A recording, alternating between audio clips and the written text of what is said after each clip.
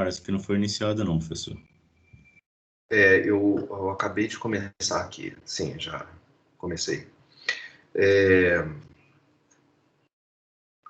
Eu tenho visto algumas aulas aí de alguns colegas. Que vergonha das minhas. Puxa vida, que coisa primitiva aqui, meu jeito. Mas, bom, é o que eu consigo fazer.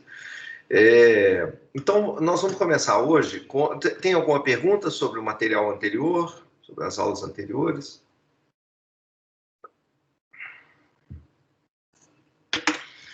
Hoje eu vou liberar mais uma lista ligada aos assuntos anteriores e, em parte, a esse assunto da aula de hoje também. Então, aqui realmente é praticamente um dos últimos tópicos. Ainda falta mais um sobre esperança iterada, esperança dupla. Mas esse aqui basicamente é um dos, e em geral é um dos últimos tópicos em qualquer curso de probabilidade. Então o que a gente vai estar vendo são esses teoremas limites em probabilidade. Olha, a referência para um estudo muito mais aprofundado das questões e demonstrações das afirmações que eu vou fazer aqui está nesse livro. É um livro em português do Barry James. É o melhor professor que eu já tive na minha vida. Ele era um americano que ficou durante muitos anos aqui no Brasil, não sei, 10, 15 anos, até que finalmente decidiu, voltou para os Estados Unidos, faleceu há pouco tempo, coisa de uns 2 anos atrás, já bastante velhinho. Foi meu professor e realmente o melhor professor que eu já tive até hoje. É fantástico. Esse livro dele é um livro muito legal, é um livro diferente, eu não sei por que ele não foi publicado em inglês também. É um livro maravilhoso, como o título está dizendo, um curso em nível intermediário. Ele é um livro para ser lido depois que você faz um curso como esse que nós estamos fazendo, ou um curso básico de probabilidade. Porque ele é um curso similar a você começar a aprender algoritmos, os primeiros cursos de programação e de algoritmos, usando o livro do Cormen. Quer dizer, é possível, não tem problema, mas facilitaria se você fizesse um curso mais simples primeiro, tivesse vários exemplos na cabeça, e aí seguiria. Quer dizer, esse livro dele é um livro formal, é um livro bastante matemático, e que tem demonstrações muito bem feitas, muito didáticas, mas é um curso, claramente, para quem nunca teve nenhuma noção de probabilidade antes, seria um livro difícil de ser lido, porque ele não está tão preocupado em dar exemplos muito simples de probabilidade, exemplos muito intuitivos, ele está interessado em formalizar os conceitos e demonstrar os principais resultados de probabilidade. Bom, por que precisa desse formalismo? Porque a noção de limite em probabilidade é uma noção difícil. É uma noção tão difícil que, na verdade, nós temos 3 noções de limites em probabilidade. Enquanto que em matemática, em geral, a gente tem apenas uma, limite de números reais, tem também limite de funções, etc., mas geralmente é uma noção muito simples de limite. Em probabilidade, a gente vai ver por que a gente vai precisar de 3 noções diferentes. Ok, então começando, vamos relembrar o que é o limite de números reais. Você tem uma sequência de números na reta real, xn é o enésimo número nessa sequência, e essa sequência de números, quando que a gente diz que ela converge para um limite L? Bom, o que a gente faz é o seguinte, você olha a distância do xn até esse possível limite, essa coisa L que você está achando que pode ser o limite. Você olha isso em termos de valor absoluto, porque tanto faz se o xn está do lado direito ou do lado esquerdo desse limite L. Esse limite aqui, claro que é um número real também. E o que a gente diz que esse xn converge para esse L se essa diferença que está aqui em valor absoluto, ela vai indo para zero à medida que o n cresce. Olha, é difícil formalizar essa ideia do vai indo para zero, porque para você formalizar isso de modo genérico, para toda e qualquer sequência, não é simples. Uma das razões é que, por exemplo, essa sequência ela pode não convergir sempre, desculpe, pode não diminuir com todo o n. Vamos ver um exemplo aqui inicialmente, depois eu falo nisso. Por exemplo, considere essa sequência aqui, xn igual a 1 mais 1 sobre n. Então está muito claro aqui que essa sequência vai convergir para 1, porque esse acréscimozinho ao 1 que a gente está dando, ele vai ficando cada vez menor à medida que o n cresce. Então, esse xn, pensando no x, então o n como sendo uma sequência que vai andando à medida que o n vai crescendo, essa sequência xn ela vai indo em direção a 1. Realmente está aqui o gráfico, se a gente fizer o gráfico aqui do xn, né? No eixo vertical, no eixo horizontal o n, no eixo vertical o xn, aqui a gente vê claramente o xn convergindo em direção a esse ponto aqui, que é a esse limite. Então, aqui está muito claro, essa diferença xn menos 1 é simplesmente esse acréscimozinho, 1 sobre n, que evidentemente diminui para zero à medida que o n vai para infinito. Mas considera agora essa pequena modificação em relação a essa sequência aqui em cima. O xn agora, ele é igual a 1 mais 1 sobre n, se o n não for um múltiplo de 10. Mas se o n for um múltiplo de 10, uma potência de 10, né? Uma potência de 10, desculpe. Se o n for uma potência de 10, o xn ele é igual a 2. Então, olha só o que acontece agora. Então, aqui ele vai ser igual a 2 quando n for igual a 10 ao quadrado, a 10 ao cubo, 10 à quarta potência, etc. Então, o que acontece quando você considera... O xn agora converge para 1? Não, ele não converge para 1, porque realmente, se você olhar essa diferença, ela vai para zero para todo... Se o n cresce, para todo n diferente das potências de 10. Se o n não for nem 10, nem 100, nem 1000, né, aí o xn vai ser essa expressão daqui de cima, aí ele vai realmente ficar cada vez mais próximo do 1, porque esse n aqui vai diminuindo. Mas se a gente olhar agora para a sequência só nos pontos em que o n é igual a essas potências aqui, a gente tem o xn constante igual a 2. Então, essa sequência ela não converge para 1. Apesar de ter uma situação estranha aqui, que é a seguinte: cada vez mais raramente, o xn se afasta bastante de 1. Ele fica igual a 2. Só que a gente nunca vai ter o xn menor do que 1 pequeno para todo n, para todo valor n grande, né? Então, mesmo que você deixe o n crescer muito, ainda vai existir lá uma potência de 10 lá na frente, que vai fazer com que o xn pule para 2, apesar dele ficar muito próximo de 1 a imensa maioria do tempo. Então, se você quiser matematicamente definir de maneira rigorosa quando que uma sequência realmente converge para outra, você tem um certo trabalho. E o trabalho é essa confusão toda, esse tipo de exemplo que eu acabei de dar, ele é o que motiva, é o que faz com que a gente precise de uma definição rigorosa, que é a definição que a gente aprende nos cursos de cálculo, e que é difícil, é uma definição cheia de idas e vindas e tudo, mas é a maneira que a gente tem de amarrar de todas as formas esse conceito de limite. Essa definição é essa que eu estou colocando aqui. Então, a gente tem uma sequência, conjunto de números x indexados pelo n, né, que é a ordem na sequência, 1, 2, etc. A gente diz que esses números, essa sequência, ela converge para um limite L, quando o n crescer para infinito, se acontecer o seguinte: por definição, então, dizer que isso converge para L significa que a gente está dizendo o seguinte: é como se fosse um jogo entre dois agentes. Um deles fornece um valor epsilon maior que zero, e geralmente esse epsilon tem que ser um número pequenininho. Vai fazer sentido se ele for pequenininho. Se ele for grande, vai ser fácil o outro jogador ganhar o jogo. Então, é uma tentativa de um ganhar do outro da seguinte maneira: você fornece um epsilonzinho, um epsilon maior que zero, mas supostamente bastante pequeno. Então, vamos supor que você forneça o valor 1 sobre 1 milhão. Então tá, 1 dividido por 1 milhão. 10 a menos 6.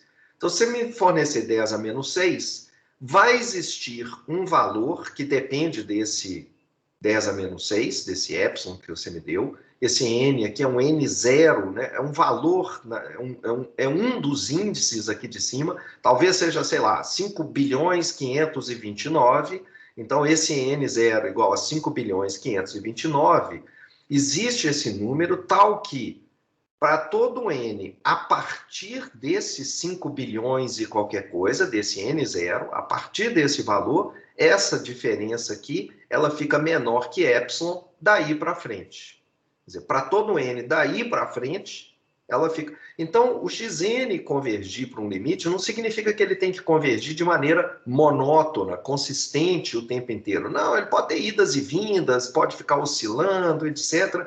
Mas, se você me der um epsilon pequenininho, tá aqui, um epsilon pequenininho, depois de um certo n0, esses daí para frente, essa diferença aqui, ela fica dentro dessa faixa, menor que epsilon. Então, ele pode oscilar no início, mas depois de um certo momento ele entra lá. Então, essa é a definição rigorosa que a gente tem para a situação de números reais, que é uma situação simples. Vamos ver agora quando a gente estiver falando de sequência de números aleatórios. Porque agora a sequência não está fixa. Não é um conjunto de números fixos que a gente pode olhar. Então, o que a gente quer dizer quando a gente tem uma sequência agora de variáveis aleatórias? Quando que a gente diz que Sn converge? Qual que é o sentido? Qual que é o significado que a gente quer dar a essa convergência? Isso não é uma noção simples. Porque, vamos lembrar primeiro, o que a gente quer dizer com uma variável aleatória? Uma delas. Uma variável aleatória, ela é composta de duas coisas. Uma lista de valores possíveis e de probabilidades associadas a essa lista de valores possíveis. Então, você tem uma sequência de variáveis aleatórias, você tem uma sequência de duas listas. Então, você tem uma lista de valores possíveis e probabilidades associadas para o S1, você tem uma outra lista de valores possíveis e probabilidades associadas para o S2, é a mesma coisa aqui. O que a gente quer dizer com uma sequência de variáveis aleatórias convergir? O que converge aqui? A lista de valores possíveis, as probabilidades associadas, e como assim uma lista converge? Em que sentido a gente quer dizer isso? Então, a gente vai ver aqui e a gente vai perceber que existem três sentidos muito razoáveis e diferentes, bem diferentes para essa noção de convergência. Um matemático sul-africano chamado John Carrick, ele estava visitando lá Dinamarca quando a Alemanha invadiu a Dinamarca em 1940, na Segunda Guerra, e ele ficou internado num campo de concentração. E, para passar o tempo, ele ficou fazendo uma série de experimentos em teoria da probabilidade. Um desses experimentos era simplesmente ficar jogando a moeda para cima 10 mil vezes. Vocês imaginam, realmente a prisão é um negócio horroroso, né? Aí ficou jogando a moeda. Nós sabemos que a moeda dele era uma moeda honesta, embora estivesse na prisão. Não aguentei. Piadinha ridícula, né? Mas então era uma moeda honesta, então ela tinha uma probabilidade de 50% de dar cara. Assim, depois de muitas jogadas, a lei das médias, ela diz, a ideia nossa de probabilidade, né, diz que o número de caras deveria ser aproximadamente o mesmo que o número de coroas, desses lançamentos da moeda, certo? Bom, então vamos ver aqui. Aqui os resultados do experimento dele, o número de jogadas que ele fez e o número de caras que apareceram, e aqui o número de caras menos... Peraí, como é que é? Menos 50% do número de lançamentos. tá? Torces os lançamentos, né? Então, metade dos... Então, você estaria esperando que o número de caras, esse número de caras aqui, seja aproximadamente 50% do número de lançamentos. Nós não vamos questionar a moeda, não, tá? A moeda é honesta mesmo. E aí, estão aqui, então, os números dos lançamentos sucessivos que ele fez, até os 10 mil. Do lado de cá, o número de moedas que ele anotou, número de caras, desculpe, nesses lançamentos. E aqui, então, do lado de cá, esse número de caras, que está aqui nessa segunda coluna, menos metade do número, né, o 5, 50, 250, 500, etc. Aqui, então, está a diferença, o excesso de caras em relação a 50% do número de lançamentos. E se a gente fizer um gráfico desse número de caras menos a metade do número de lançamentos, o que a gente vê é isso daqui, 0, que é o que a gente esperaria, né, para essa diferença aqui, o número de caras deveria ser aproximadamente 50% disso, e se a gente fizer o gráfico desse número, à medida que os números de lançamentos aumentam, está aqui na escala logarítmica, porque esse negócio, né, aumenta rapidamente, aqui numa escala 10, o número de lançamentos, e a gente vê que, em vez de ficar cada vez mais próximo, à medida que o número de lançamentos está aumentando, o número de caras e o número de coroas, né, eles estão ficando longe do zero. Está aqui, ó, o número de caras está subindo. Será que isso tem algum resultado errado nesse cara? Ele que, né, afinal de contas, estava lá na prisão, perdeu a contagem direito, não anotou corretamente e tal. Faz aqui um experimento no computador. Repete isso no computador, usa a simulação Monte Carlo e repete várias vezes o experimento do sujeito. Está aqui a linha vermelha representando os lançamentos dele e aqui a gente repetindo 50 vezes o experimento no computador. E o que a gente vê é cada experimento é uma dessas linhas que estão aí. E aí a gente está vendo e fala assim, não, então isso não é um efeito aleatório, assim, um efeito estranho, uma coincidência, um erro. Na verdade, essas linhas elas ficam uma barafunda de linhas aqui no final. A pergunta é, ué, então, o que a gente quer dizer com convergência? O número de caras não deveria ser aproximadamente metade do número de lançamentos? Estava próximo de 0 aqui no início, mas à medida que eu fui aumentando o número de lançamentos, está se afastando. Então, peraí, qual que é o sentido desse limite? Onde que está essa lei de convergência que a gente vem usando no nosso curso informalmente até agora?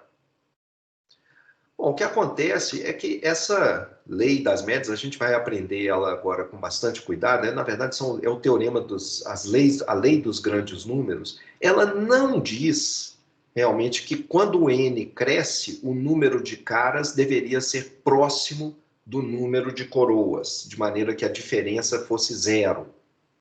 O que ela diz, ao invés disso, é que quando o n cresce, o número médio de caras vai ficar cada vez mais próximo, à medida que o n cresce, de 50%.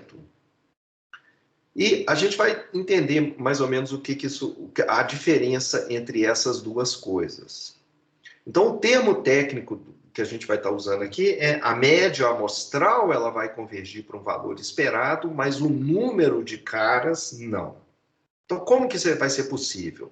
Eu estou aqui repetindo o experimento 50 vezes e agora eu estou olhando aqui a porcentagem de caras à medida que eu estou fazendo os meus lançamentos. A sequência é a mesma de antes, tá? São os mesmos 50 experimentos que eu estou usando aqui. Eu estou usando aqui. E quando eu repito, então, esses experimentos 50 vezes, o que eu estou vendo aqui agora é o seguinte, eu estou olhando aqui nesse eixo vertical a porcentagem de caras ao longo dos lançamentos. E essa porcentagem, ela converge para 50%. Aqui é porcentagem, tá, gente? No eixo vertical. Então, converge para 50%. Realmente, todas as vezes que eu estou fazendo um experimento, não importa quão aleatório foram os sucessivos lançamentos, as caras e as coroas, a porcentagem, a proporção de caras converge para 50%. Então, vamos tentar entender isso um pouco mais. E, de novo, sempre com moeda, Porque ao usar esses exemplos de moeda, não é que eles são importantes, né? Ninguém está muito interessado no experimento do Carey, que não tem importância prática, mas é que não é experimento da moeda, é um experimento que está aí, à sua mão. Você pode você mesmo fazer, é fácil de entender, não tem nenhuma complicação adicional. Se você tentar replicar esse experimento pensando no usuário que vai clicar no anúncio da página web, aí começam a aparecer 500 mil coisas diferentes. Um usuário não é exatamente igual ao outro, o experimento, mesmo que seja o mesmo usuário, quando ele faz agora, vai ser diferente de quando ele fizer daqui a 1 hora, ele já não é mais o mesmo indivíduo, o rio, ninguém se banha 2 vezes no mesmo rio. Então começam a aparecer um monte de complicações, algumas até filosóficas. Então vamos evitar isso, considerando o exemplo mais simples, mais básico, mais fácil de entender, onde a gente joga fora toda e qualquer aspecto que não seja útil para entender as ideias de probabilidade. Então, é o exemplo da moeda.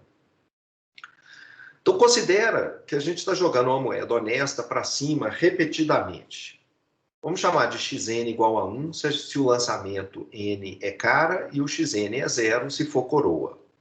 E vamos criar essa nova variável aleatória, yn, que é a soma do número dos x. Como o x ele é 1 se é cara e 0 se é coroa, essa soma dá um número de caras no final dos n lançamentos. E divido pelo número total de lançamentos. Então, o que eu tenho aqui é a proporção de lançamentos que foram cara. Então, yn é a proporção de caras nesses primeiros n lançamentos. O que a gente espera ver quando o n cresce? Então, intuitivamente, a aula de hoje toda é tentando formalizar e deixar em terreno sólido as ideias intuitivas que a gente tem. Uma dessas ideias corretas é essa daqui, a de que esse yn, essa proporção, deve convergir para meio. A gente vem usando, espero que seja certo, porque a gente vem usando essas ideias aqui nesse curso o tempo inteiro, até agora. E nós vamos continuar usando. Então tá, isso aqui é verdade, é certo, e a gente espera isso, e nós queremos dar um sentido muito formal e consistente para essa ideia. Por quê? Por que ela pode não estar certa? Porque talvez você pense assim, ué, mas veja aqui, se é uma moeda honesta, que está sendo jogada para cima, probabilidade meio, pensa nessa sequência aqui de 1 o tempo inteiro. Essa sequência, ela é tão provável quanto qualquer outra sequência de tamanho 8. É simplesmente qual que é a probabilidade de observar esse número de 8 lançamentos sucessivos da moeda e tudo cara. É meio, vezes meio, vezes meio, vezes meio, vezes meio, vezes meio. Então pensa agora numa outra sequência qualquer. Uma outra sequência com uns e zeros aqui qualquer, mas fixa essa sequência, tá? Por exemplo, 1, 0, 0, 1, 0, 1, 1, 1. Essa sequência diferente que eu acabei de listar, ela teria também, a probabilidade dela é meio, vezes meio, vezes meio, vezes meio, vezes meio. São lançamentos independentes, a probabilidade de sucesso é meio, e significa a probabilidade de coroa também vai ser meio. Então, qualquer sequência de uns e zeros é tão provável quanto qualquer outra. Bom, mas então, se essa sequência aqui é tão provável quanto qualquer outra, como que eu garanto que esse yn vai convergir para meio quando o n crescer? Por que eu não posso ter no final uma sequência toda de uns o tempo inteiro? Por que isso, qual que é o sentido de dizer que isso daqui vai convergir para meio? E como assim vai convergir para meio? Para toda e qualquer sequência que eu fizer, todo e qualquer lançamento de moeda, eu posso garantir que com a certeza absoluta isso vai acontecer? Como assim? Por exemplo, você gerou lá no computador, você vem aqui no computador e gera as sequências. Está aqui o S, a sequência, que é a proporção de caras. Estou aqui lançando ela para cima, lancei 200 vezes, e aqui veio a sequência ao longo do tempo, e lá na frente, depois de 200 lançamentos, ele está aqui um pouco acima do meio. O que garante que ele, de fato, se eu continuar lançando a moeda, ele vai cair aqui realmente muito próximo de meio? Em que sentido eu faço isso? Olha só, eu estou fazendo aqui outras curvas agora, 3 curvas diferentes, simulei no computador. Essa curva preto aqui é uma das curvas que eu gerei no computador. Não fiquei gerando várias vezes até aparecer uma curva assim mais afastada, não. Isso aqui acontece facilmente. Essa curva em preto, o que me garante que ela vai convergir para meio, para essa linha aqui central aqui, a linha que está aqui em 0,5? O que eu quero dizer com vai convergir? Vai convergir? Provavelmente vai convergir? Com certeza vai convergir? O que eu quero dizer com isso? Então, vamos lá. Uma variável aleatória, ela é formada por 2 coisas: lista de valor possível, lista de probabilidades associadas. A gente tem a sequência de lançamentos da moeda, xn, cada um dos lançamentos é 1 se ela é cara, 0 se é coroa. Yn é essa proporção que está aqui. Então, Yn é a proporção de caras nos primeiros n lançamentos. Então, o que é essa Yn? Ela é uma constante? Ela é uma variável aleatória. Ela tem uma lista de valores possíveis e lista de probabilidades associadas. Os valores possíveis dessa variável aleatória, Yn, ela depende do n. Então, essa lista muda à medida que eu caminho na sequência. A lista de valores possíveis, da proporção calculada numericamente, assim, né? Ela é 0, 1 sobre n, 2 sobre n, n menos 1 sobre n, até n sobre n. Depende do n.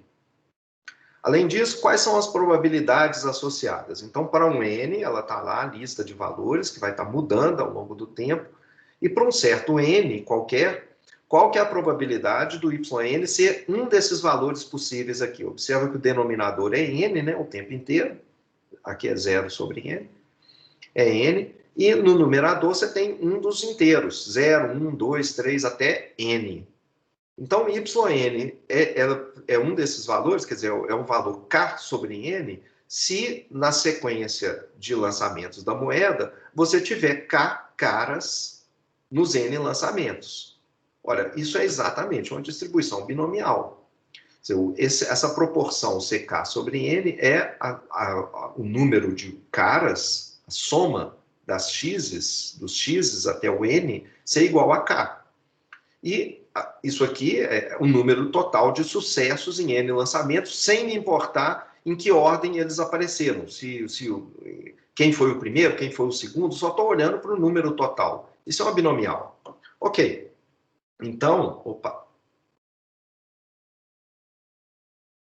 Então, eu tenho aqui as duas coisas. Eu tenho a lista de valores possíveis e eu tenho as probabilidades associadas com essa possível lista de valores possíveis. Então, esse Yn, ele é uma variável aleatória. Então, o que eu preciso agora é falar sobre um limite de variável aleatória. Estou repetindo aqui o que é a variável Yn.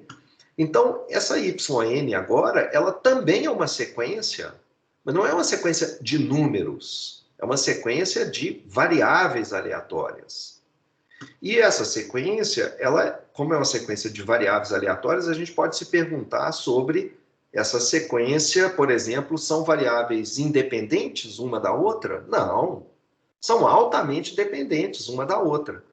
O que você vai ver no lançamento no N mais 1, se você calcular a proporção de caras depois de 101 lançamentos, essa proporção está amarrada de alguma maneira à proporção que você observou no lançamento 100, no lançamento anterior. Se você me disser que depois de 50 lançamentos, a proporção de caras foi exatamente meio, quer dizer, teve exatamente 25 caras em 50 lançamentos da moeda, eu sei que no Y51, você já me falou muita coisa, eu consigo agora amarrar, embora o Y51 ele tenha essa lista de valores possíveis, pode ser 0, podia ser 1 sobre 51, 2 sobre 51, até 1, né, 51 sobre 51. Apesar disso, se você me disser o valor do y50, eu agora sei que no próximo, no y51, eu só posso ter essa proporção, no caso do 51 da coroa, ou essa outra aqui, que saiu cara e aí elas passaram de 25 para 26. E, então, elas são dependentes, é uma sequência de variáveis aleatórias que vai mudando de distribuição à medida que o n aumenta, então elas não têm a mesma distribuição, e além disso, elas não são independentes. Como que eu posso dizer que o yn converge para alguma coisa? Eu vou precisar pensar que talvez tenha um limite aleatório nesse negócio. Quer dizer, eu estou pensando no yn como uma sequência de variáveis aleatórias, esse n crescendo. Qual que é o limite dessas variáveis aleatórias? Existe esse limite aleatório? Ele vai ser um valor fixo, constante? Vai ser um aleatório? Vai existir sempre? Então, vocês veem como que definir de maneira bastante rigorosa ou formal esse conceito de convergência em variáveis aleatórias, ela, em probabilidade, é um nível superior de dificuldade em relação a limites e em matemática usual. Então, vamos agora finalmente falar então dos tipos de convergências que a gente pode ter. Então, eu vou responder agora a essas perguntas que eu estou fazendo aqui. Existe esse limite aleatório, ele é um valor fixo, ele é constante, aleatório, existe sempre, etc. Então, a gente nem sempre eu consigo responder isso daqui. Quando eu criar uma variável aleatória yn, uma sequência de variáveis aleatórias, pode existir o limite, pode não existir, exatamente como uma sequência de números. Uma sequência de números, você pode ter uma sequência de números que converge para alguma coisa e outras sequências que não convergem. Você pode ter a sequência de números, por exemplo, que vamos supor que a sequência seja os números 1, 2, 3, 4, 5, 6, 7. Isso não converge para lugar nenhum. Isso não converge para um limite fixo. Quer dizer, não estou pensando no infinito como sendo um limite, né? Ou então você pode pensar em a sequência 1, menos 1, 1, menos 1, 1, menos 1, etc. Então, de novo, essa é uma sequência que não converge. Fica oscilando entre menos 1 e 1. Bom, a primeira noção de convergência para variáveis aleatórias é o que a gente chama de convergência quase certa. Em inglês, a gente fala almost sure convergence. Em que sentido a gente vai dizer que o yn converge? A gente vai dizer que ele converge quase, como eu falei, tem 3 definições de limites diferentes. Você pode ter uma sequência convergindo de acordo com uma definição e não convergindo de acordo com as outras definições. Então vamos ver cada uma dessas definições, o que elas querem dizer. A primeira delas, que é essa convergência quase certa, ela é a seguinte. Uma sequência de variáveis, agora não precisa ser as moedas não, tá, gente? Mas uma sequência qualquer de variáveis aleatórias, yn, então indexadas aqui por n, y agora é uma variável aleatória, a gente diz que essa sequência de variáveis converge quase certamente para a constante mu. Olha aqui, ó, observa agora que essa constante não é uma variável aleatória, é um número, uma constante. Ela converge para um número constante mu. Isso aqui não precisa ser o valor esperado de uma variável, não. Muitas vezes vai ser, mas não precisa, não. Como muitas vezes vai ser, eu estou usando a letra mu aqui, mas podia ser uma constante, um número constante qualquer. Então, a variável aleatória, ela converge quase certamente para essa constante mu quando n cresce para infinito, se isso daqui acontecer. Então, a gente diz que yn converge para mu quase certamente, em inglês AS aqui, que escreve almost sure, almost surely, né, na verdade, quase certamente, se acontecer essa condição aqui. Se a probabilidade desse evento que está aqui dentro, entre chaves, for igual a 1. Ele tiver uma probabilidade 1 de acontecer. O que é o evento que está entre chaves? O evento que está entre chaves está dizendo o seguinte: pega a variável aleatória yn e deixa o n crescer para infinito. Isso é uma variável aleatória. Essa variável aleatória que está aqui, ela converge para uma constante mu, se ela convergir para uma constante mu, se convergir para uma constante mu com probabilidade 1, a gente diz que o YN converge para mu quase certamente. Então, deixa eu tentar entender, mostrar isso aqui um pouco melhor. Vou voltando às moedas em sequência, porque, de novo, sempre com as moedas é fácil de tentar entender a diferença entre essas noções de convergência de probabilidade. Pensa na sequência de potencialmente infinitos lançamentos da moeda honesta. A gente tem várias sequências onde a proporção de caras não converge para mu quando n cresce. Olha, todas essas sequências que estão aqui embaixo e que dá para você preencher os pontinhos, porque você está vendo que tipo de sequência que eu estou gerando, a sequência toda de uns, a sequência toda de zeros, a sequência que tem 3 zeros no início e depois tudo 1, daí para frente. A sequência que ela é assim, 2 zeros, 1, 2 zeros, 1, 2 zeros, 1, etc. Ou a sequência que é 0, 1, 0, 0, 1, 0, 0, 0, 1, 0. Vou sempre aumentando um 0 aqui, e depois aparece um 1, etc. Essa sequência que está aqui, ela também não... A proporção de caras, se você calcular a proporção de caras nesses lançamentos aqui, essa proporção ela vai para 0, nesse último exemplo aqui.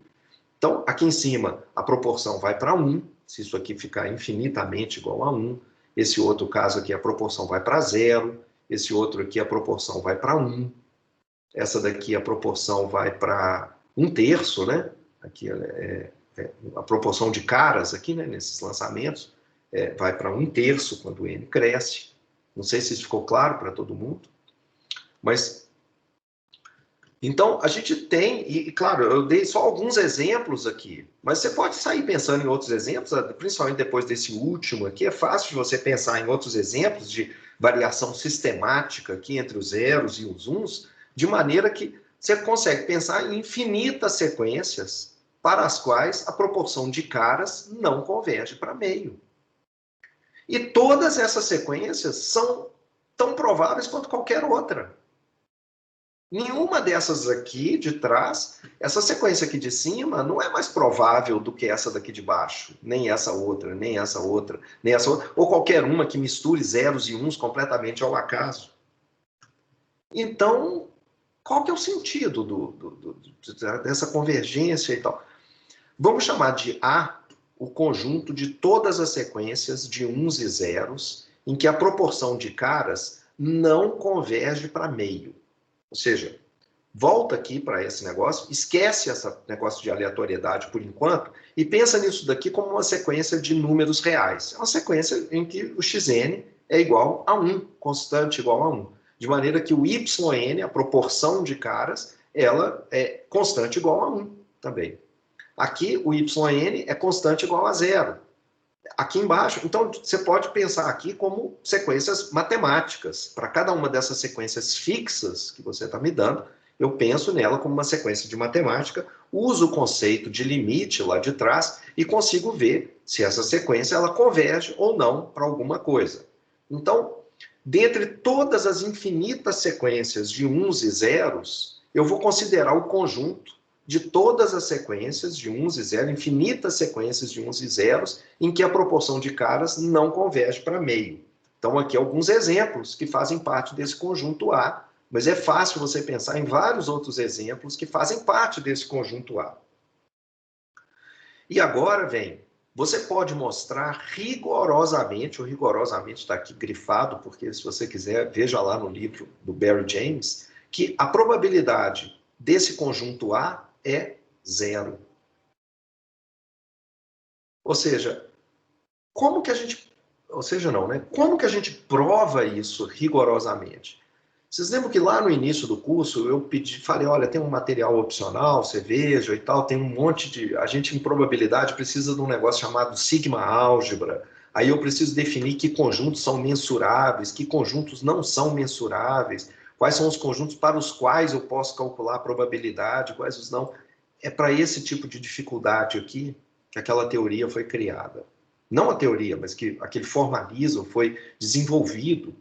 Então, a gente consegue rigorosamente mostrar que esse conjunto que é um conjunto de sequências, tá aqui. O conjunto de sequências é um conjunto infinito. Esse conjunto de sequências aqui, ele também é infinito. Mas esse conjunto, o tamanho dele é zero. No conjunto de todas as sequências, ele tem uma medida igual a zero. Então, se você achar isso fascinante, isso não é necessário, entendeu? Só estou tentando mostrar como que as definições muito rigorosas, elas são provadas. Quer dizer, pensa agora no conjunto complementar desse conjunto A que eu defini aqui. Quer dizer, se o A é o conjunto das sequências que não convergem para meio, o A complementar são as sequências que convergem para meio. Pois bem, com o modelo de probabilidade de moedas honestas que a gente pensou, você consegue mostrar rigorosamente que a probabilidade desse evento, desse conjunto, ele é igual a 1, exatamente 1. Ou seja, embora existam infinitas sequências para as quais a proporção não converge para 1, essas sequências, no conjunto de todas as sequências possíveis, esse conjunto, na verdade, ele é tão infinitinho, tão magrinho, que não conta nada. Não conta nada. Então, o YN converge para meio quase certamente, porque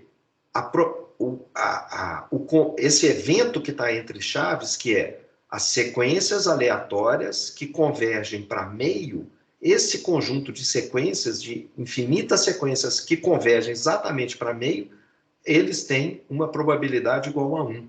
Esse outro conjunto aqui, o conjunto A, desculpe, a probabilidade de acontecer uma dessas sequências é zero, exatamente zero. Não é aproximadamente zero, não vai ficando igual a zero, ela é zero. Então, aqui está o S. A ideia é a seguinte: você jogou a moeda 200 vezes para frente, para cima. Estou repetindo aqui aquele gráfico. Uma das perguntas que eu tinha feito antes era: essa linha preta, ela vai eventualmente chegar aqui em meio? Vai. Se você continuar jogando a moeda para cima, ela vai chegar. Eu joguei agora aqui ela 2.000 vezes. Ela ainda está um pouquinho afastada do meio. Mas se você continuar jogando ela para cima, ela com certeza absoluta, ela converge para meio. Então, essa é a chamada convergência quase certa, almost sure convergence. A gente deveria chamar esse nome almost sure, é realmente uma complicação que eu deixo para você ler lá no Barry James ou em outros livros avançados de probabilidade. Eu não gosto, eu preferiria que o nome fosse convergência certa e não quase certa, porque fica parecendo que tem alguma sequência que pode acontecer, porque eu estou chamando de certa porque, afinal de contas, a probabilidade de que as sequências que você vai gerar, a proporção de caras, que é o YN, convergir para meio, ela acontece com probabilidade 1. Então, com probabilidade 1, com certeza, a gente vai ter isso daqui acontecendo. Ok.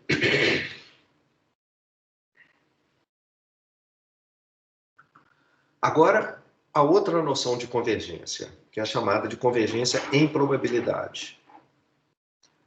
O que acontece é que, às vezes, a gente não consegue provar que uma sequência aleatória que você vai definir, que aparece em alguns modelos, algumas teorias, alguns estudos mais teóricos, a gente não consegue, às vezes, provar que essa sequência aleatória ela converge quase certamente. Às vezes, a gente não consegue provar isso.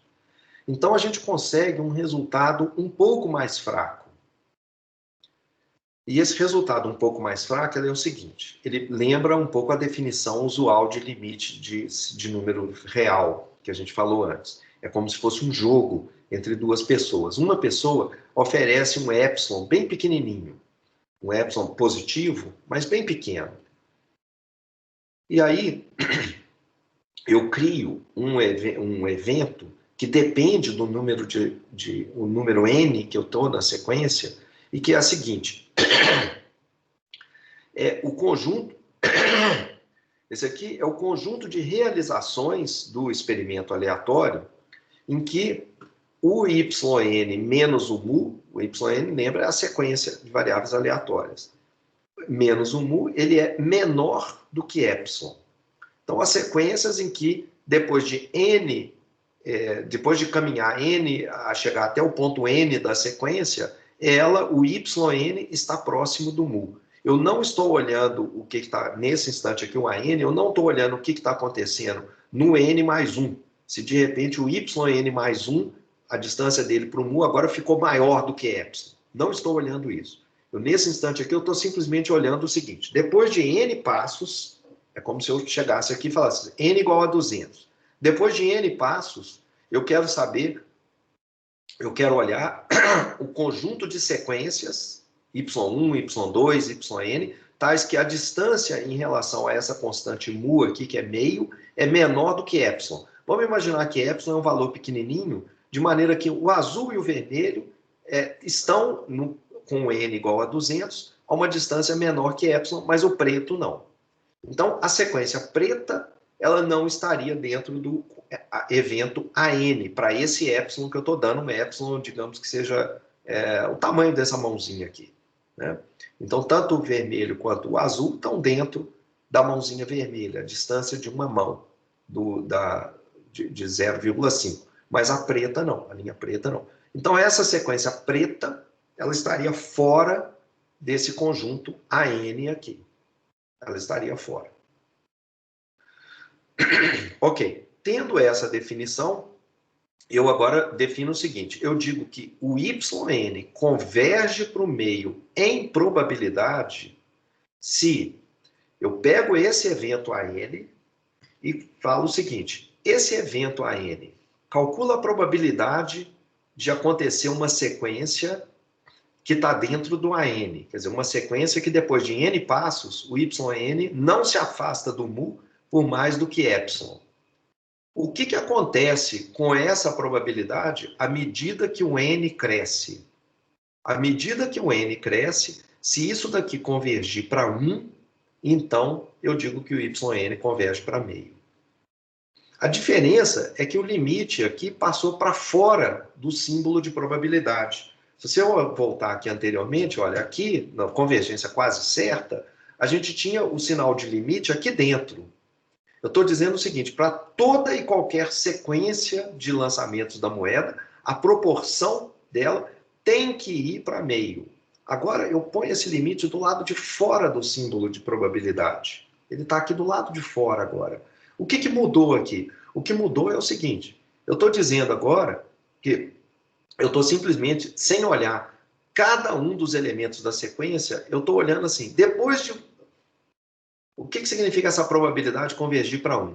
Estou falando assim, quando o n for grande, quando o n for grandão, eu quero saber o seguinte: qual que é a chance de você observar uma sequência, quando o n for grande, qual é a chance de você observar uma sequência que se afasta muito do mu, se afasta por mais do que epsilon do mu?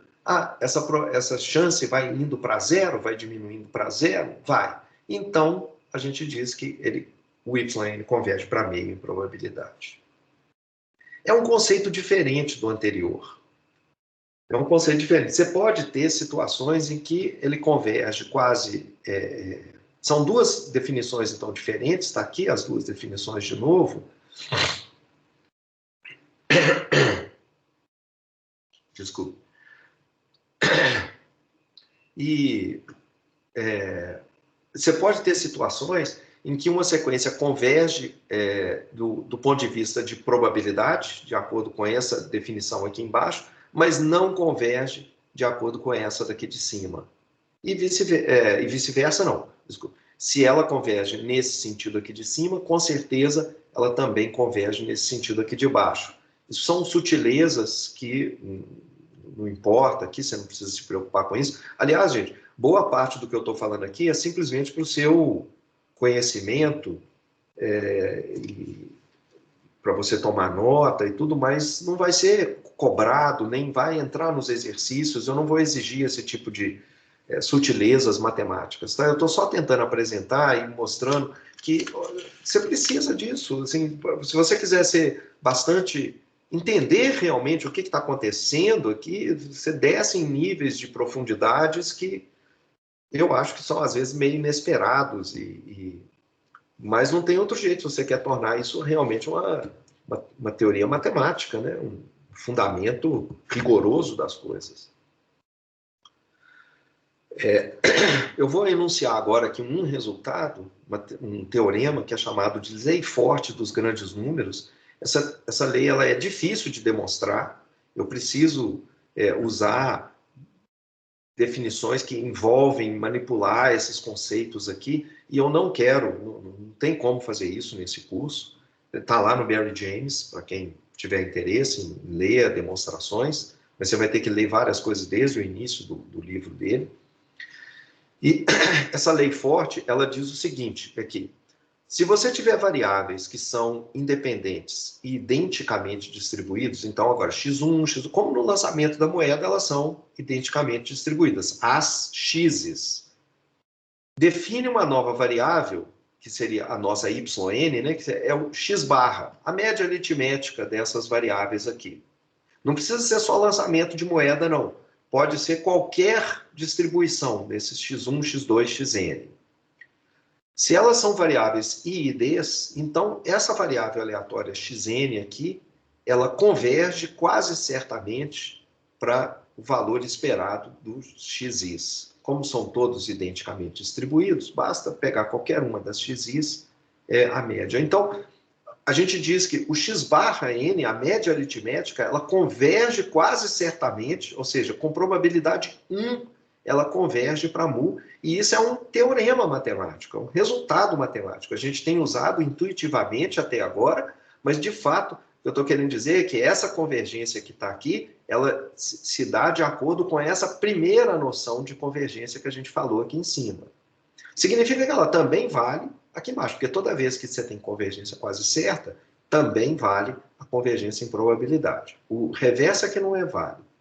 Mas essa lei dos grandes números, ela demonstra que isso aqui acontece, e acontece de acordo com essa noção bem forte e rigorosa de convergência, que é a convergência quase certa.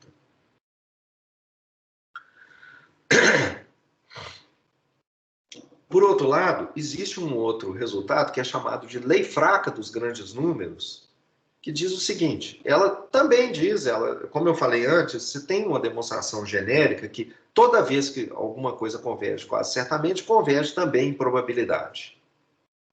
Então, essa é a lei forte, ela é difícil de demonstrar, e por isso eu não vou demonstrar, mas ela é válida. Então, isso aqui acontece aqui embaixo. A lei fraca dos grandes números, ela diz que o x barra converge em probabilidade para mu, que é o epsilon de xi. Isso a gente já sabe, porque se a lei forte diz que isso daqui converge para isso, converge quase certamente, então também converge em probabilidade.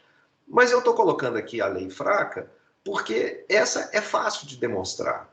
Então eu vou tentar demonstrar isso aqui só para mostrar como que esses resultados eles aparecem, como dar uma pequena amostra, né, amostra de como que esses resultados teóricos eles são desenvolvidos na teoria de probabilidade. Então, enquanto essa lei forte aqui é bastante difícil de demonstrar e nunca está nos livros mais básicos de probabilidade, essa lei fraca ela é muito fácil porque ela só usa a lei de Chebyshev que a gente viu antes. Então, lembrando aqui, as x1, x2, xn são i e ds, independentes, identicamente distribuídos. O mu é o valor esperado do xi. Eu vou chamar de sigma o desvio padrão do xi, aqui. Elas têm todas a mesma distribuição, então não depende do i, do índice i. O desvio padrão, standard deviation, né, eu estou denotando por sigma. Então, primeira coisa é a seguinte, o valor esperado da média aritmética é igual ao valor esperado de cada uma das variáveis, porque a esperança ela é linear, né? Então, esperança primeiro essa constante aqui sai para fora do sinal de esperança, esperança de soma é a soma das esperanças, então isso aqui é facílimo de demonstrar. E também a gente já viu esse resultado antes, a variância do x barra é a variância de cada uma das variáveis individuais, é a mesma, né, para todo mundo, é o sigma ao quadrado, dividido por n. A variância dessa combinação aqui, o n sai para fora ao quadrado, a variância da soma de variáveis independentes é a soma das variâncias, então fica n sigma ao quadrado, dividido por n ao quadrado, simplifica, dá isso. Ok, e daí? Por Chebyshev, a gente sabe que para toda e qualquer variável aleatória, incluindo a variável x barra, que está aqui, para toda e qualquer variável, eu sei que a probabilidade da variável se afastar da média dela, que é mu, que está aqui, que é a média, por mais do que epsilon, isso é limitado, é menor ou igual à variância da variável, aqui, dividido pelo epsilon ao quadrado. Isso é a desigualdade de Chebyshev aplicado aqui para essa variável particular, x barra. Então, como essa desigualdade vale para toda e qualquer variável, em particular vale para essa daqui, que no caso dessas variáveis aqui de dentro serem IDs, isso aqui fica sigma 2 sobre n, sigma 2, então a variância do x barra está aqui, é o sigma 2 sobre n, e isso aqui é constante, sigma 2, epsilon é um valor que você fixou, está aqui, e o n, à medida que ele cresce, isso aqui então vai para zero quando o n cresce. Então, quando o n aumenta, quando o n fica grande, quando você calcular a média aritmética de n variáveis i e ds, a chance dessa média aritmética se afastar da média teórica mu por mais do que um pequeno valor epsilon, se afastar um pouquinho do mu, essa chance disso acontecer diminui e vai para zero à medida que o n cresce. Então, é exatamente o conceito de convergência em probabilidade que a gente viu antes. Como eu falei antes, se uma sequência converge quase certamente, então ela converge em probabilidade. O inverso pode não ocorrer.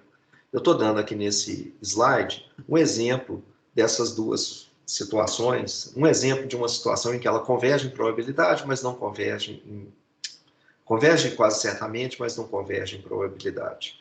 Eu vou deixar para você ler, se você tiver, é opcional. Deixa eu passar agora para a terceira noção de convergência, e que essa noção de convergência é a que está por trás do teorema central do limite. Nós acabamos de ver que, no caso de variáveis i e ds, com probabilidade 1, a gente sabe que o x barra, a média aritmética, converge para mu, a constante mu.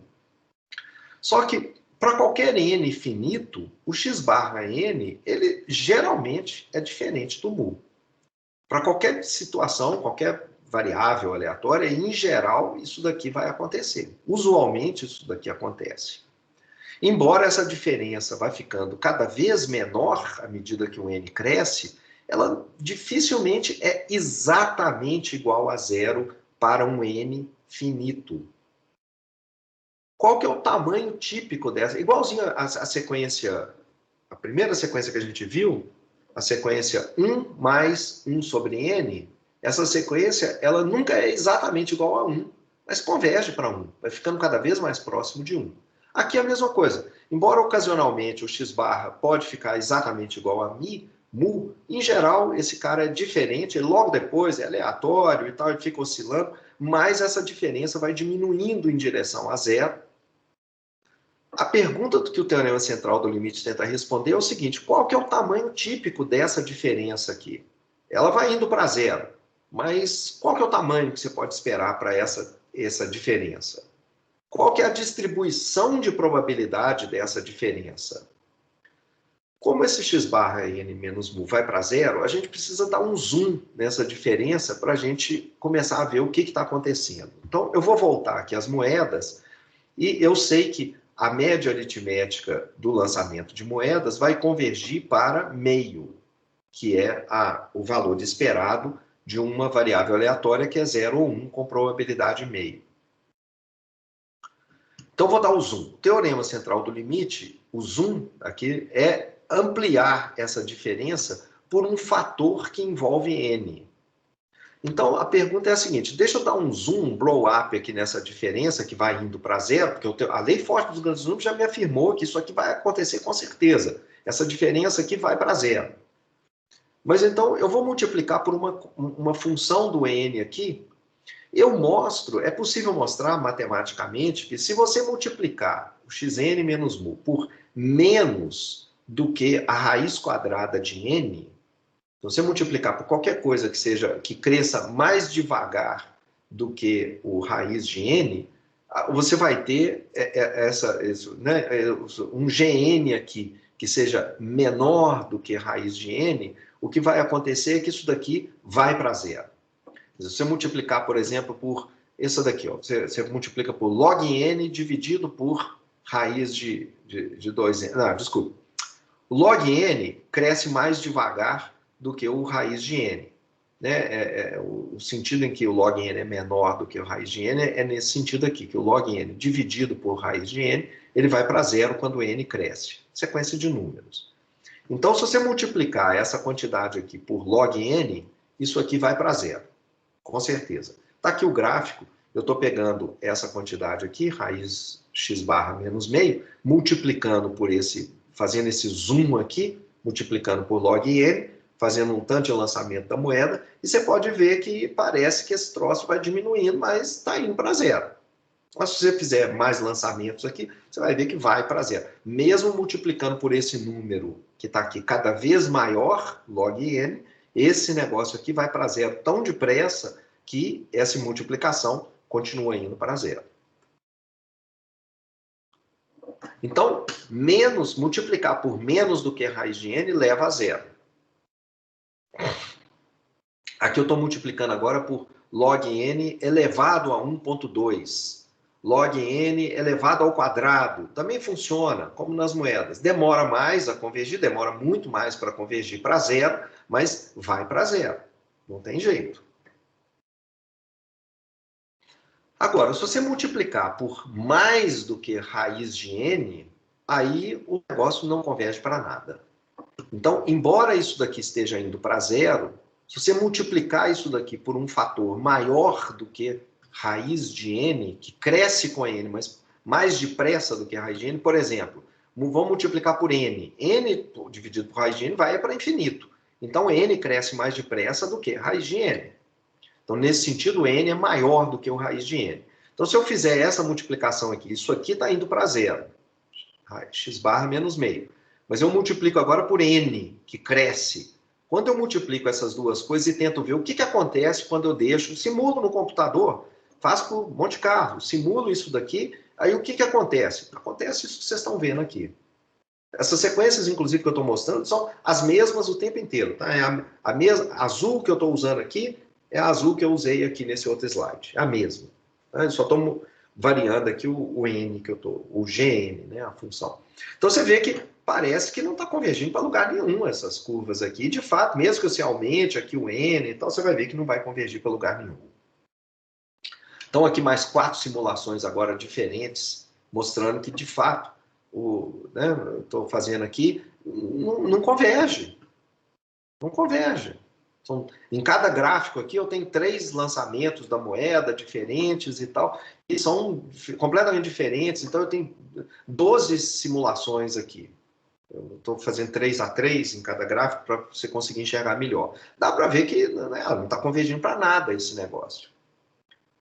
Ok, estou simulando aqui 35 mil moedas, porque você pode falar assim, você está aqui só com 3.500, simula mais esse negócio que você vai ver que vai convergir. Não, não converge não.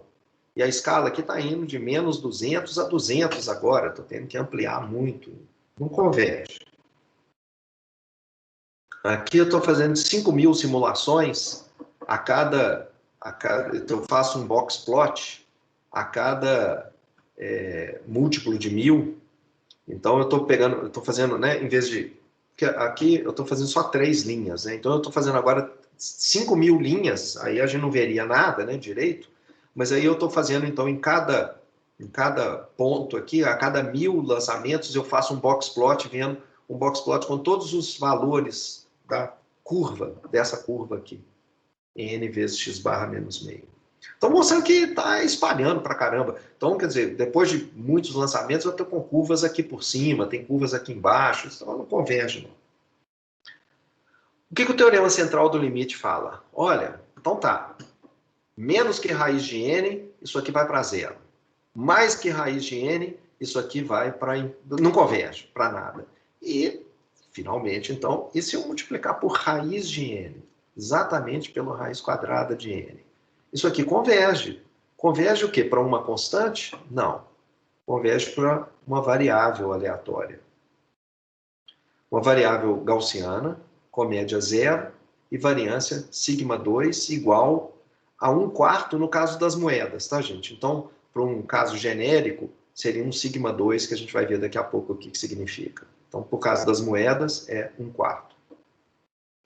Observa que agora, diferente dos dois conceitos de convergência que a gente viu antes, a convergência é para uma variável aleatória, não para um valor constante.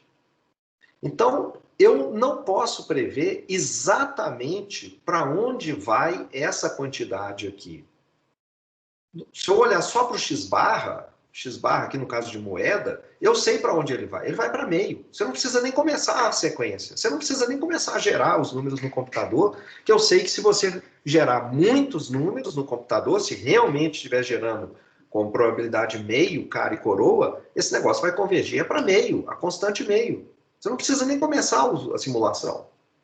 Mas aqui, nesse outro exemplo, eu não consigo fazer isso. Eu não consigo dizer, quando você pegar o x-barra menos meio, isso aqui ficar por raiz de n, isso daqui converge sim para alguma coisa estável. É estável no limite quando n cresce. Mas essa estabilidade não é em torno de uma constante.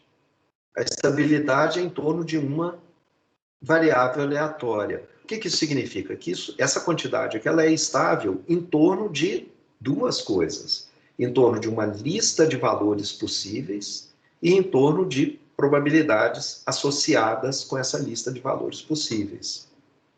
Então, eu não consigo prever exatamente para onde vai essa quantidade, mas eu consigo prever que essa quantidade não vai ser muito maior do que 2 sigma. Como o sigma aqui, no caso das moedas, o sigma 2 é 1/4, 2 sigma é... 2 sigma, então sigma seria meio, né? Seria meio. Então 2 sigma é 1.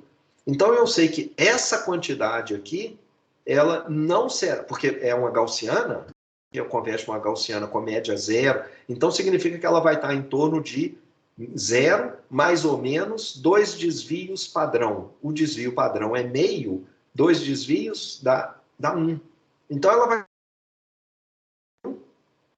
dificilmente vai estar fora do intervalo menos 1 e 1. Na verdade, esse dificilmente pode ser dado um conceito bem preciso. Se o n for grande, com probabilidade apenas de 5%, ele vai estar fora desse intervalo menos 1 e 1.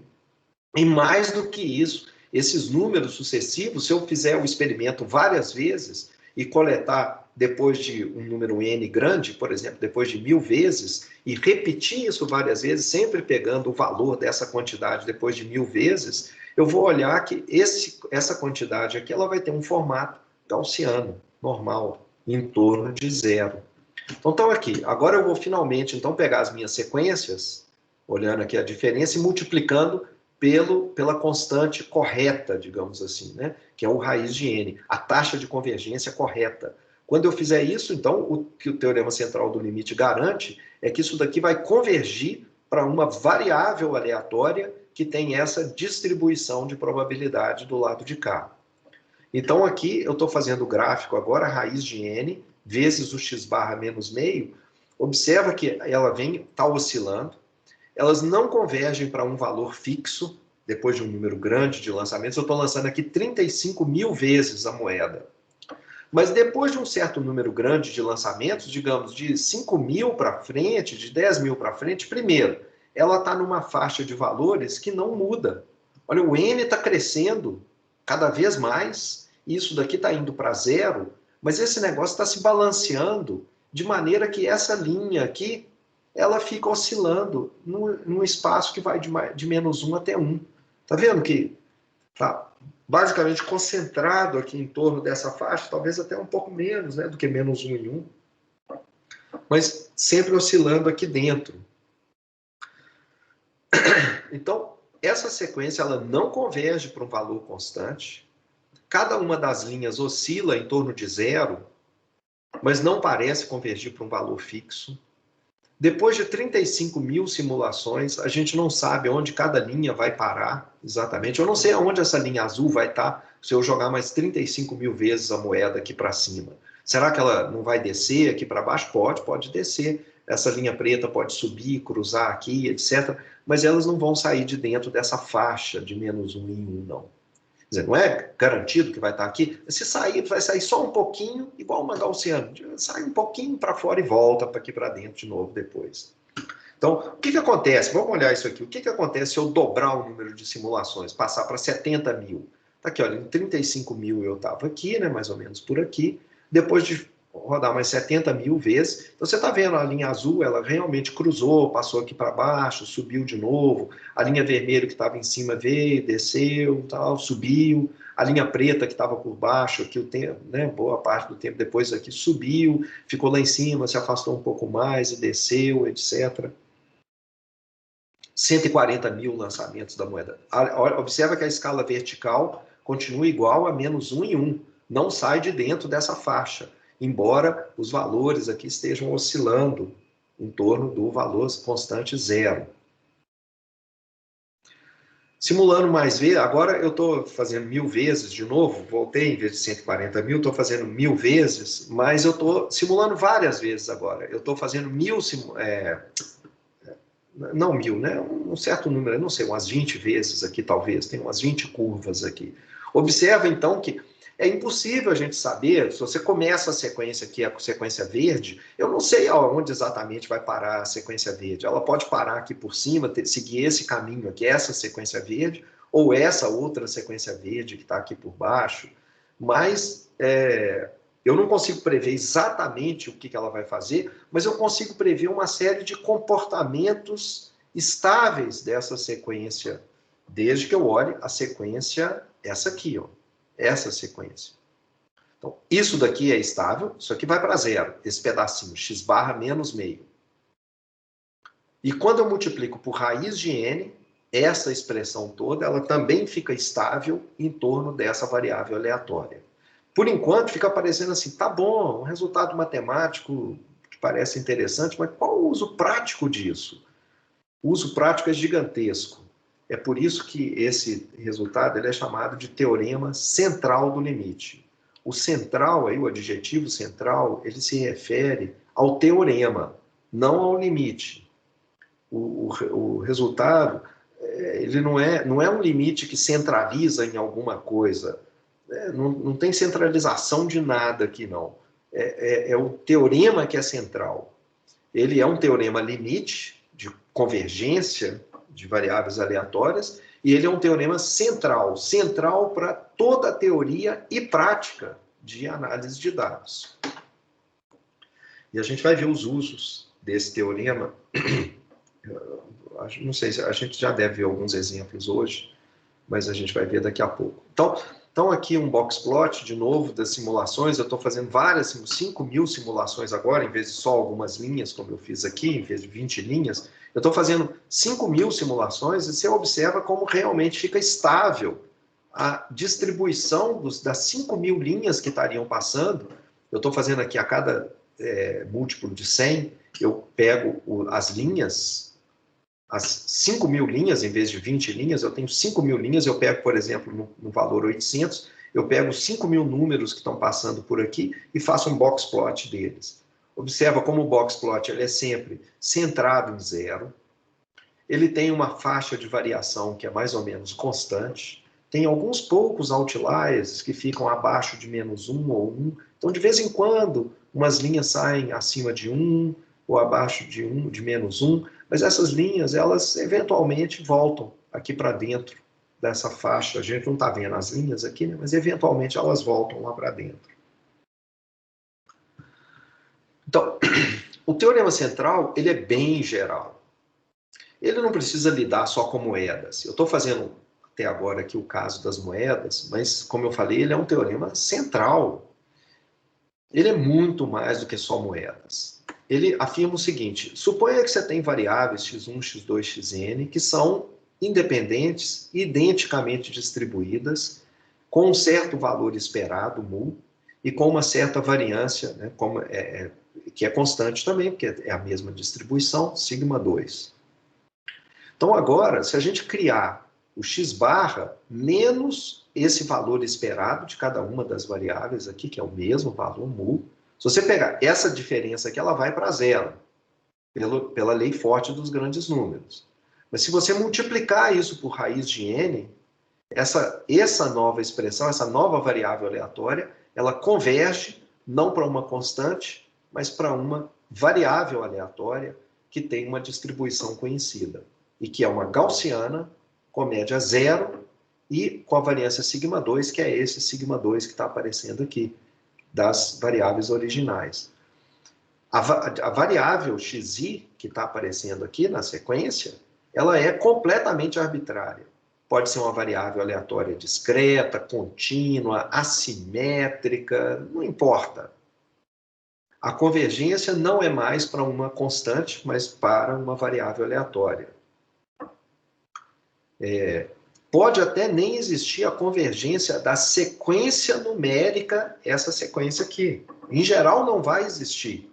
Por exemplo, a linha preta aqui, ela não vai convergir para um número, um limite matemático, né? Não vai convergir para nada. Ela vai oscilar em torno do zero. À medida que você vai jogando mais e mais e mais, ela oscila. Ela fica oscilando aqui, seguindo sempre uma distribuição, em qualquer momento, né, uma distribuição gaussiana, mas qualquer valor dessa gaussiana com média zero e variância sigma 2 está ok.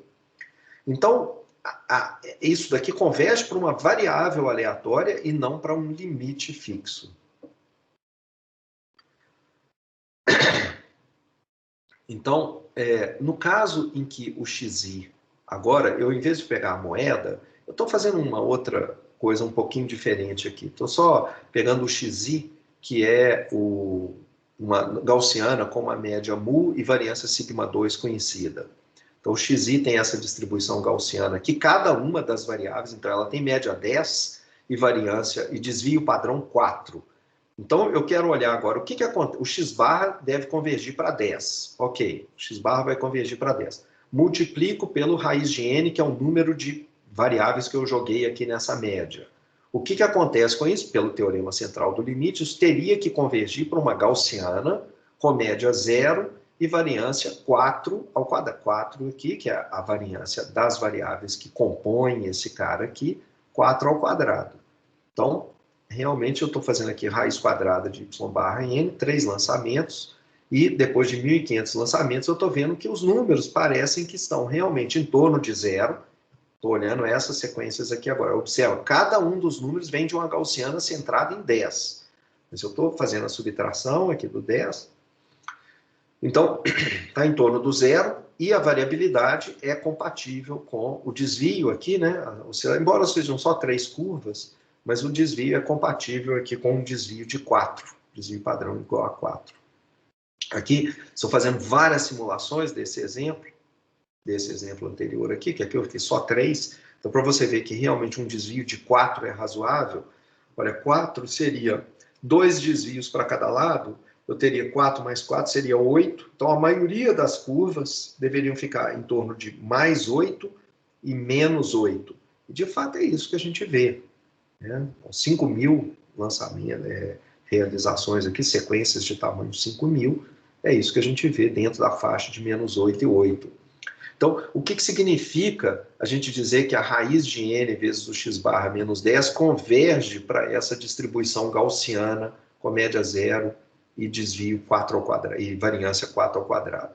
Quer dizer, pega um n qualquer grande, porque esse é um comportamento limite. Então, vamos pegar um n grande, por exemplo, um n igual a 4.000, que é o que eu fiz aqui Pega essa faixa aqui no tempo n igual a 4.000.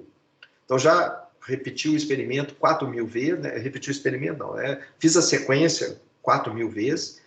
Olha as várias simulações dos caminhos, das diversas sequências que eu fiz aqui.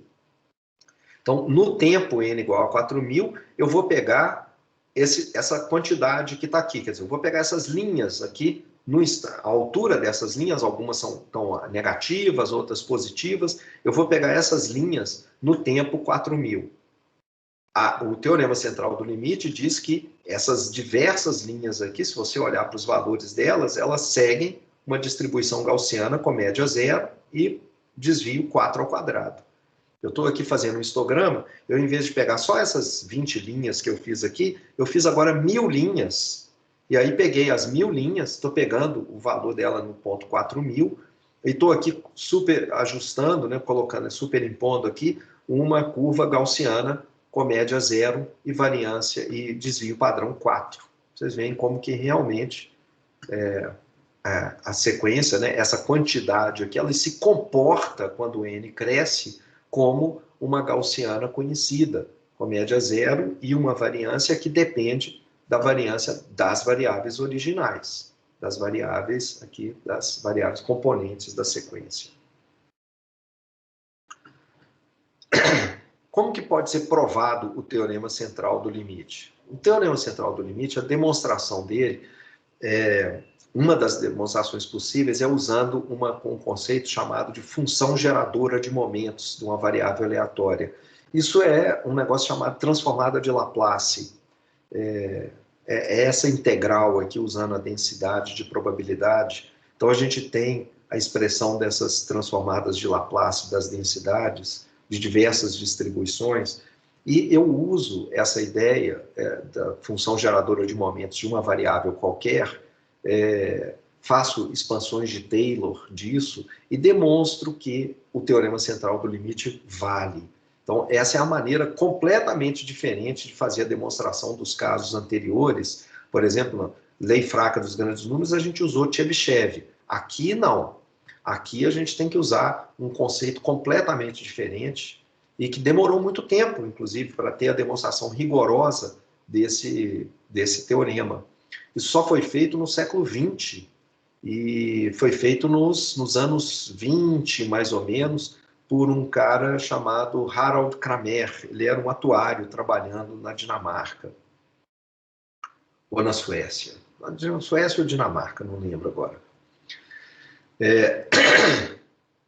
E esse teorema central do limite, ele vale de maneira muito mais ampla do que o que eu estou mostrando aqui. Aqui eu estou falando do teorema central do limite, pedindo que essa sequência de variáveis seja variáveis IIDs. Na verdade, não precisam ser nem independentes, nem precisam ser identicamente distribuídas.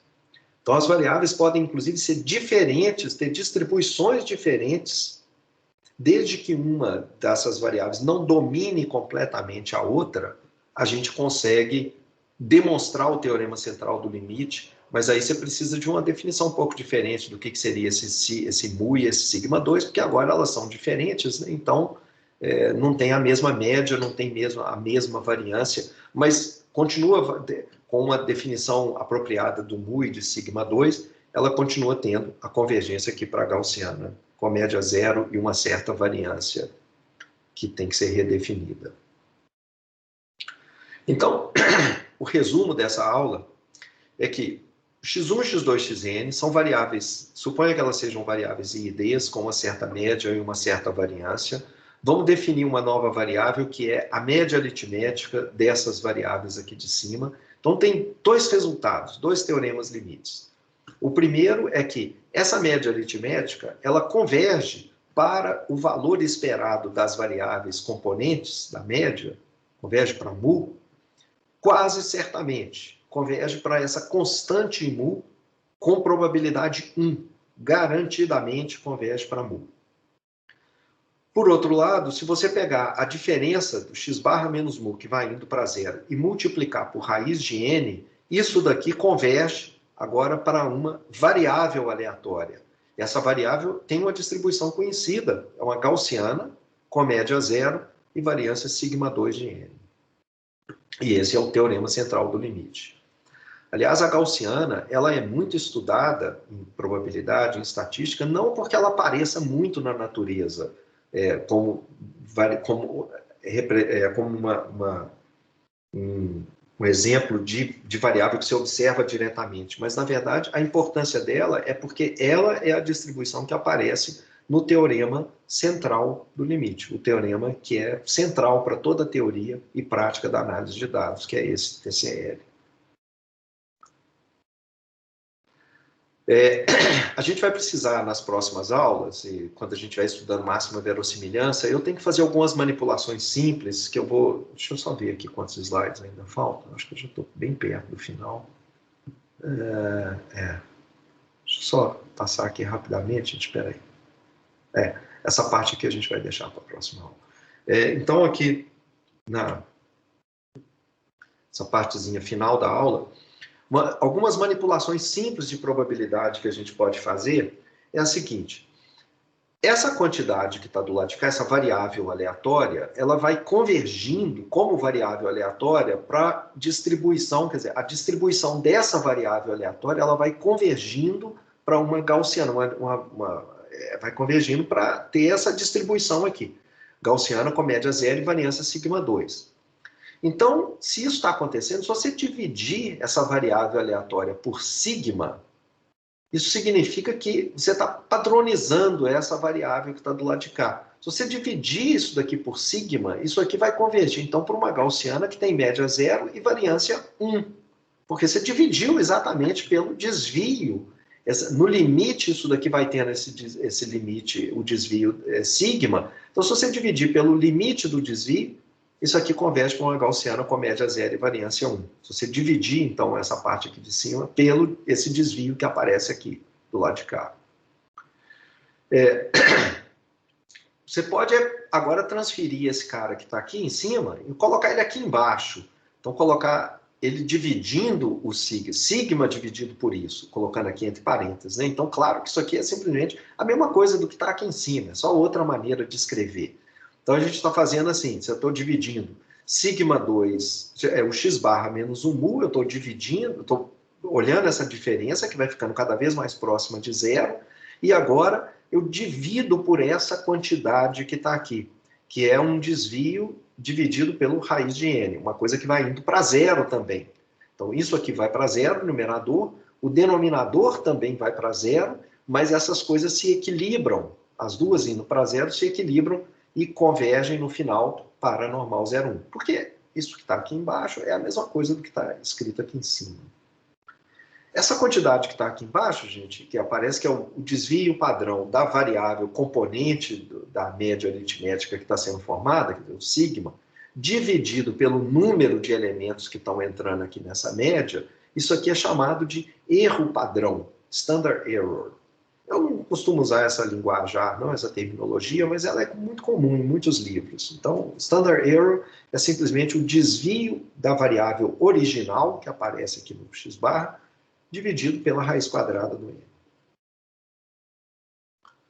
n. Relembrando aqui, a normal 0,1, né, gente? A densidade é sob a forma de uma curva de sino, ela é centrada em zero, tá aqui, centrada em zero, e ela está basicamente entre menos 2 e 2. 2 desvios para cada lado. Como o desvio aqui é 1, desvio padrão é igual a 1, então 2 desvios para cada lado significa estar concentrada entre menos 2 e 2. A área da densidade entre menos 2 e 2 é aproximadamente 95% da área total. Então ficam só 5%, tanto acima de 2, 5% é a soma, né? É 2,5% acima de 2 e 2,5% da área abaixo de menos 2, fora da área menos 2 e 2. Aqui são diferentes densidades gaussianas com diferentes médias e variâncias. Então, a ideia da terminologia aqui, que o central aqui se refere ao teorema e não ao limite. E uma última terminologia também, além do erro padrão, a distribuição dessa variável aqui, que é uma variável que é a média aritmética de um conjunto de n variáveis, é chamada de distribuição amostral, porque geralmente é uma distribuição que está associada com a amostra de dados que a gente tem. Embora o teorema seja limite para quando n vai para infinito, a gente vai usar esse teorema para n's finitos, fixos, o que são as amostras que a gente vai ter em mãos. Então isso aqui vai ser chamado, em geral, de distribuição amostral, de uma quantidade baseada na amostra. Na próxima aula eu vou usar os slides de um outro cara aqui, um outro professor, que tem algumas aplicações do teorema central do limite para algumas coisas práticas aqui. Por exemplo, determinação de tamanho de amostra para pesquisas amostrais e algumas outras coisas. Alguns outros exemplos simples. Bom, Eu espero que essa aula tenha sido interessante.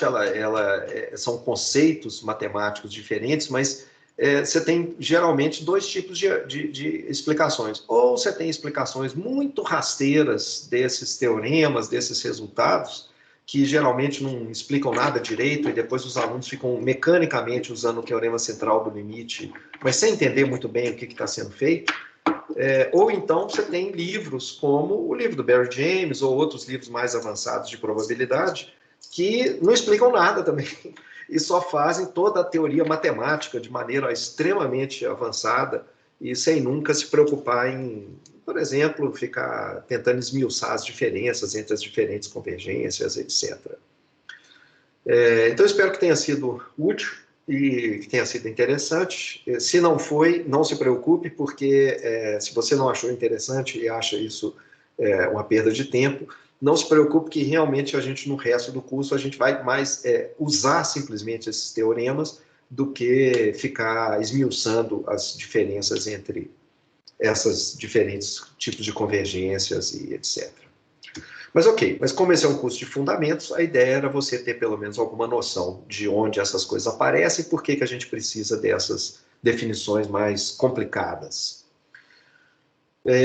Alguma pergunta, gente? Ô, professor, Diga. se o n for igual a 1, essa transformação aí de uma variável para normal continua válida? Não, o teorema é um teorema limite. O que ele afirma, vamos voltar aqui, o que ele afirma é o seguinte, até voltando aqui, o que significa isso daqui? Ele está dizendo que essa expressão toda aleatória que está do lado de cá, ela converge para esse outro negócio aqui quando o n vai para infinito. Então, o grau de aproximação, o quanto que essa gaussiana que está aqui vai ser realmente próxima da distribuição dessa quantidade aleatória que está do lado esquerdo, depende do problema específico que você está analisando. Então, tem situações em que essa convergência é bastante rápida. Às vezes, por exemplo, no caso das moedas, no caso de moedas, né? Isso aqui vai convergir para uma gaussiana com média zero e variância 1/4. A gente viu antes aí. 1/4. Ok. Qual que é o tamanho do n para isso daí acontecer? N igual a 25 já é uma excelente... isso daqui com n igual a 25 já é bem próximo de uma gaussiana. Podemos fazer uma simulação disso na lista de exercícios para você ver que realmente para esse caso isso é bem próximo. Agora, vamos supor que a moeda seja desonesta, de maneira que a moeda agora, em vez de ser uma moeda honesta, ela tem uma probabilidade de cara de 1% só, 0,01. 25 agora já vai ser pouco. O teorema é válido ainda, sem problema nenhum, vai convergir para uma gaussiana com média zero, aqui em vez de meio, né, você vai ter 0,01, então vai ficar oscilando em torno de 0,01, mas só que para essa aproximação gaussiana ficar boa, o n não vai poder ser tão pouco quanto 25. Eu não sei exatamente de cabeça agora, mas eu acredito que alguma coisa como 200 já vai ser bem razoável. Vai estar bem razoável. Entendi. Provavelmente bem menos do que 200, mas eu não lembro de cabeça. E quando você tiver distribuições diferentes, por exemplo, você tem uma distribuição de cauda muito pesada, uma log normal, uma Pareto, aí esse n talvez tenha que ser bastante grande para essa convergência que está acontecendo. Entendi. E se o número de variáveis for só 1 para um n grande, dá certo também? Não, as variáveis elas têm que ser, aqui no nosso caso, a gente está assumindo que elas são independentes, né? Então, embora elas possam ter a mesma distribuição, não pode ser a mesma variável o tempo inteiro. Isso aqui vai furar o teorema central do limite nessa definição que eu dei aqui. E eu tinha falado antes que elas não precisam também ser independentes. Se elas não precisam ser independentes, eu vou criar uma dependência absurda aqui, né? Extrema, que é exatamente, olha, suponha que ela seja a mesma variável. Então, eu, na verdade, só gero a variável uma vez e saio repetindo ela. Isso vale? Não, não vale. Aí a versão genérica do teorema central do limite, que não pede independência, ela tem uma condição que é chamada a condição de Lindeberg-Feller. São dois indivíduos que estabeleceram a forma mais geral da existência desse teorema, e essas variáveis, embora elas não precisem ser independentes, existe uma condição lá que faz com que, por exemplo, esse exemplo extremo ele seja eliminado, ele não possa aparecer. Então, em geral, assim, a menos que você realmente bore exemplos muito... o típico contra-exemplo matemático, né? É o exemplo que só pode aparecer na cabeça de um matemático. Em situações usuais, normais, o teorema vai funcionar muito bem, e é por isso, inclusive, que ele é um teorema central, ele funciona realmente muito bem. Você pode falar assim, como que esse teorema pode ser central se ele fala alguma coisa sobre média aritmética? Na maioria das vezes eu não estou calculando média aritmética, eu estou ajustando minha rede neural, o meu estimador, a minha coisa que eu estou fazendo com os meus dados, não é calculando a média dos dados, é calculando o coeficiente da rede. Como que esse teorema pode ser importante lá? Vai ser. Vocês vão ver uma coisa impressionante, é que o estimador de máxima verossimilhança, eu vou conseguir... ele vai aparecer. Quando a gente fizer o estudo de máxima verossimilhança, vocês vão ver que coisa impressionante, que esse teorema que parece muito... ele é um teorema, ele é bem genérico e tal, mas ele fala sobre média aritmética. E quando eu não estiver interessado em média aritmética, a gente vai ver que ele vai aparecer de novo, de um jeito muito impressionante. Ô, professor, uma coisa que eu estava um pouco confuso é que o N ele aparece tanto lá no número de repetições do experimento, quanto no número de variáveis ali. Então, são coisas distintas, são né? duas coisas diferentes. Esse N aqui é o número de sequências... deixa eu voltar aqui. Aqui, por exemplo, o meu N aqui é 1000 aqui. O N, desculpe, não, o N é 1000 não. Aqui eu estou fazendo, o N aqui representa o número sucessivo de variáveis que eu estou gerando. Tá? Então, essa linha azul aqui, eu estou gerando x1, depois x2, x3, x4, e vou calculando essa coisa aqui. Eu calculo a média dos números que... Por exemplo, com n igual a 200, eu pego os 200 primeiros números que eu gerei na minha simulação azul, calculo a média desses 200 primeiros números, que são uns e zeros, subtraio o meio e multiplico pela raiz de 200. Quando eu chegar aqui no n igual a 400, eu vou pegar os primeiros 400 caras e coroas azuis que eu gerei, que eu estou gerando uma sequência de cara e coroa vermelha, uma sequência de cara e coroa azul, sempre com o meio, né, a probabilidade meio. Então, quando eu chegar lá no 400, eu vou pegar os 400 primeiros caras e coroas da minha sequência azul, calcular a média desses 400 primeiros números, proporção de caras que eu tive, subtrair o meio e multiplicar por raiz de 400. E vou fazendo isso, então, esse raiz de n aqui, ele vai mudando, ao longo dessa sequência aqui, ele está mudando aqui esse negócio. E o número de simulações que eu fiz aqui, eu estou fazendo 20 simulações aqui, da sequência inteira. A simulação, eu estou gerando 1000 lançamentos da moeda azul, depois eu faço 1000 lançamentos da moeda vermelha, a moeda é sempre a mesma, tá? Depois eu faço 1000 lançamentos da moeda e estou criando essa linha preta, etc. Deu para entender? Deu sim, beleza. Uma última dúvida, professor. Existe alguma lei ou algum método de estimativa para fazer uma transformação inversa do teorema central do limite, quando a gente tem a gaussiana e quer estimar as variáveis x que geraram ela? Não, vai ser impossível, né? Porque, veja, que interessante a pergunta, mas não é possível, porque, observa, eu estou dizendo que vamos ser qualquer variável aleatória que tenha... Deixa eu voltar aqui. x1, x2, xn é uma sequência de variáveis que são independentes e têm a mesma distribuição. Não sei qual é a distribuição. Pode ser qualquer, pode ser uma uniforme, pode ser uma gaussiana, pode ser uma discreta igual às moedas e tal.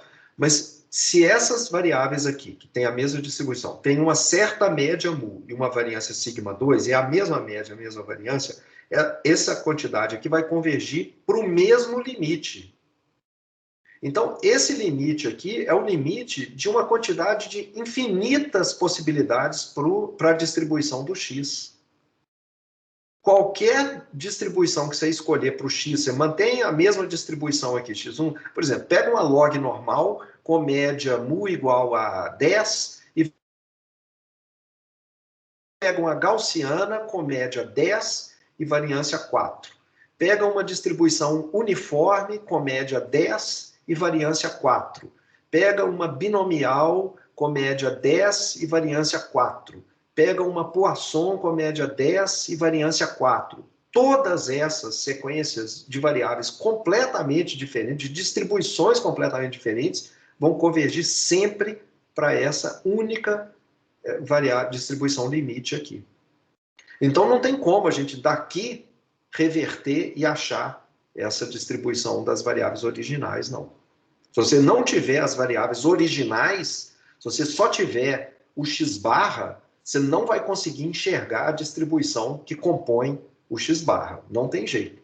Porque esse negócio aqui, na verdade, colapsa para essa única distribuição aqui no limite. Entendi, obrigado.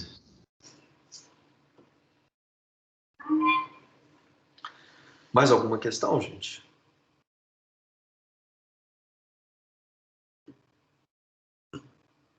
Muito bem. Então, eu já vou soltar uma lista de exercícios para vocês se divertirem bastante no final de semana e saírem pensando aí nessas distribuições limites.